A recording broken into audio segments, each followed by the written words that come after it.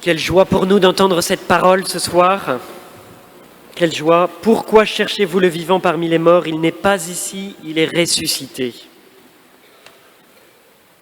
Imaginez-vous qu'on découvre par des recherches scientifiques la possibilité de vaincre le mal dans le monde, de vaincre la mort. Imaginez les titres qu'il y aurait dans les journaux.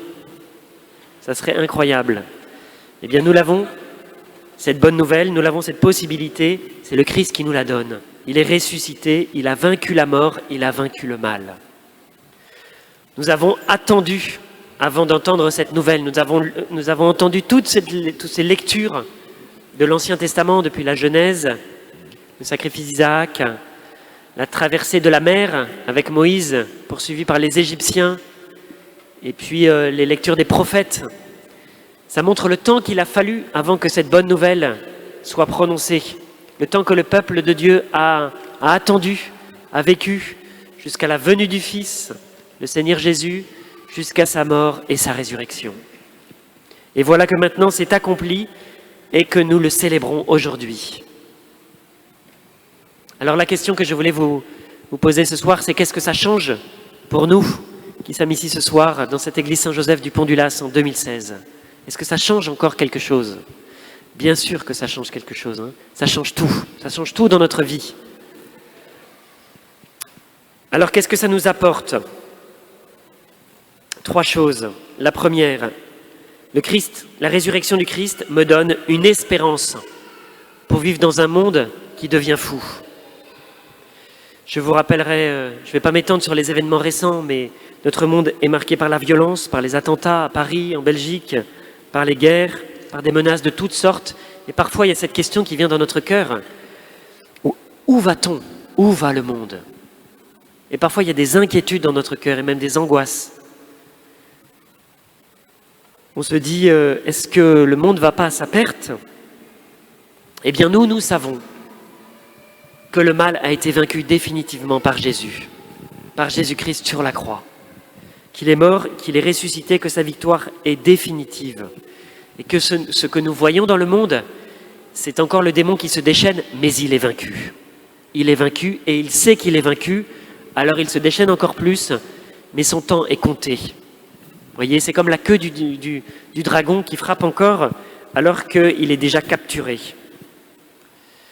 Alors, nous sommes invités, en entendant cette lecture, à ne pas vivre comme si on ne l'avait pas entendu. Vous voyez, hier, vendredi, on a entendu Jésus qui meurt sur la croix. Et c'était peut-être la plus triste des lectures. Et en entendant cette lecture, on pourrait se dire, le mal a eu la victoire, Jésus meurt. Mais nous savons aujourd'hui que c'est le contraire. Mais parfois nous vivons en regardant le monde et on se dit, ça va tellement mal, mais où ça va aller ? Du coup, on vit comme si on était dans le vendredi saint. Comme si on était devant la croix avec Jésus qui meurt sans avoir la résurrection. Alors nous sommes invités à vivre comme des gens du 8e jour, voyez, des gens qui savent que le Christ est ressuscité, et à garder cette espérance dans notre cœur. Avec cette espérance, nous pouvons traverser toutes les situations, même les plus terribles. Je vous relis, je ne vous la relis pas, je vous la résume, la lecture de Moïse qui traverse la mer Rouge. Il est poursuivi par ses ennemis, les Égyptiens, et qu'est-ce qu'il y a devant lui ? La mer. De tous côtés, il est perdu. Parfois, nous sommes comme Moïse, non ?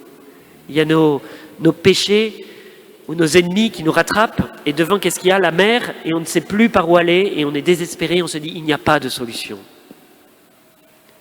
Que fait Moïse ? Il crie vers le Seigneur. Que fait le Seigneur ? Il lui dit, frappe la mer avec ton bâton, et Dieu met un chemin là où il n'y avait pas de chemin. Et Dieu le sauve. Voilà, Jésus a tout vaincu. Il a vaincu toutes les sortes de mal. Il n'y a pas de mal qui n'est pas vaincu. Alors nous pouvons nous appuyer sur cette certitude et vivre dans l'espérance. Voilà, quand nous voyons des choses qui nous inquiètent et qui nous affectent, gardons cette foi et cette espérance que c'est le Seigneur qui a la victoire. Le monde est dans la main de Dieu, et heureusement. Je repense à cette parole qu'a écrite un pasteur protestant qui s'appelle Dietrich Bonhoeffer. Il était résistant pendant la guerre, il a été arrêté par la Gestapo, il a été mis en camp de la mort et il a su qu'il allait être exécuté le lendemain. en 9 avril 1945. Et il a écrit une dernière lettre à son ami évêque anglican, et sur un petit mot. Et sur ce petit mot, il écrit « Dites-lui que pour moi c'est la fin, mais c'est aussi le commencement. Notre victoire est certaine. » Vous voyez, c'est un homme qui nous donne l'exemple de la foi et de l'espérance. Alors qu'il était dans un camp de la mort et qu'il savait que le lendemain, il mourrait, il allait mourir, eh bien, il écrit « Notre victoire est certaine ». Alors voilà la première des choses que nous retirons de cette lecture. La victoire de Jésus est certaine. Et nous pouvons vivre dans l'espérance. La résurrection me donne une espérance pour vivre dans un monde qui devient fou. La résurrection me donne aussi une force pour mener le combat qui se passe dans mon cœur. Souvent, on se désole dans le monde, sur son état. Et en fait, on ne peut pas tellement le changer. Mais on oublie qu'il y a une chose qu'on peut changer, c'est nous-mêmes. Et que le changement du monde, il commence par le changement de notre cœur. Vous savez, Mère Teresa, on lui demandait qu'est-ce qui va mal dans le monde. Elle répondait aux journalistes, c'est vous et c'est moi. Alors la deuxième chose, c'est que nous avons un combat à mener. Un combat contre le mal qui est dans notre cœur. Par la résurrection, Jésus nous donne une puissance qui passe dans notre vie et qui nous permet de la changer. Comment est-ce qu'on la reçoit? Par le baptême. Par le baptême. Le baptême, c'est précisément cela. C'est laisser derrière nous le vieil homme, laisser derrière nous les mauvaises choses et recevoir une vie nouvelle avec Jésus. Saint Paul parle de ça dans l'épître qu'on a lu. Il dit, dans le baptême, nous sommes comme morts avec Jésus. Nous avons été ensevelis. C'est la première moitié du baptême. C'est le moment où on plonge sous l'eau. Le symbole, c'est la mort. On a été ensevelis avec Jésus dans sa mort. Nous avons été mis au tombeau avec lui. C'est ce que nous avons voulu revivre ce soir par cette cérémonie. Pour que nous menions une vie nouvelle. Pour que nous menions une vie nouvelle. Comme le Christ qui est ressuscité d'entre les morts. Après, il explique, l'homme ancien qui est en nous a été fixé à la croix pour que le corps du péché soit réduit à rien. Vous voyez, dans notre vie, il y a comme un combat entre l'homme ancien et l'homme nouveau. L'homme ancien, c'est celui qui est attiré par les péchés. Ce que nous dit saint Paul, c'est que Jésus, en se laissant clouer, a cloué notre homme ancien sur la croix pour qu'il meure, que nous en soyons débarrassés et que nous puissions vivre de l'homme nouveau, de celui qui est affranchi du péché, de celui qui vit de la vie nouvelle. Et cette lecture terminée, vous aussi pensez que vous êtes morts au péché, mais vivants pour Dieu en Jésus-Christ. Alors, il ne suffit pas d'être baptisé pour que tous les péchés s'évaporent et disparaissent du jour au lendemain. Non. Mais Jésus nous donne une puissance et une grâce qui se déploient progressivement dans notre vie. Et ce que nous devons faire, c'est ouvrir notre cœur à la puissance de Jésus ressuscité, pour que de plus en plus, elle envahisse notre vie, notre cœur de plus en plus profondément, et pour que le péché recule, voyez, jusqu'à disparaître. Alors ça se fait d'abord par la foi, par l'ouverture de notre cœur à notre grâce, à la grâce de Jésus. Puis, par les petits efforts qu'on fait quotidiennement, parce qu'il nous faut coopérer à la grâce. C'est la grâce qui nous sauve, mais il nous faut coopérer. Et ensuite, par la confession. C'est la confession qui nous donne la victoire de Jésus sur nos péchés. Chaque fois qu'on en a besoin, nous nous confessons, nous nous reconfessons. Pour que, petit à petit, eh bien, la victoire de Jésus devienne totale en nous. Voilà. Le temps de Pâques, le temps après Pâques, c'est vraiment le temps où on apprend cette vie nouvelle. On apprend à vivre avec l'Esprit Saint pendant 50 jours. Voilà. Quelle joie pour nous de savoir que le Christ nous donne une force pour vaincre nos péchés. Et puis la troisième chose que je voulais vous partager ce soir, c'est que la résurrection du Christ nous donne une mission. Une mission pour tous ceux qui m'entourent. C'est que si j'ai fait l'expérience de l'amour de Dieu qui console, qui pardonne, qui guérit, si je sais que Jésus est ressuscité, Jésus m'envoie en mission pour le dire aux autres. Il compte sur moi. Tous autour de vous, vous avez probablement des gens qui ne connaissent pas Jésus. Eh bien, Jésus vous les confie pour que vous leur annonciez cette bonne nouvelle. Comme dit Bernadette, Dieu ne m'a pas demandé de vous convaincre, mais de vous informer, de vous le dire. Alors c'est ce que nous devons faire.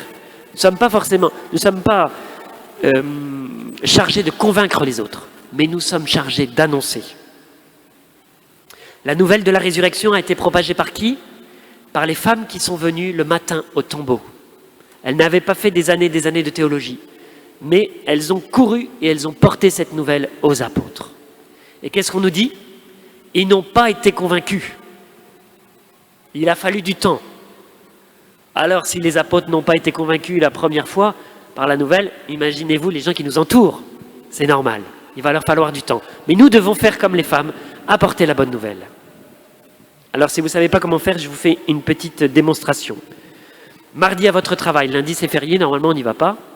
Donc mardi à votre travail, vous dites « Oh, j'ai passé un week-end extraordinaire ». Alors j'en dis « Ah bon ?» Alors vous dites « Oui, j'étais à la messe de Pâques ». « Ah bon ?» Et alors qu'est-ce que ça t'a apporté? Alors vous leur dites « Eh bien ça m'a apporté une espérance. Parce que je sais que Jésus a vaincu le mal dans le monde. » Vous redites mon homélie, vous voyez. Vous leur dites, mais en plus court, faites un résumé. Premier point, vous leur dites, ça m'a donné une espérance, parce que je sais que Jésus a vaincu le mal et que l'amour a vaincu dans le monde. Et ça, c'est pas évident. Alors ils vont dire, bah oui.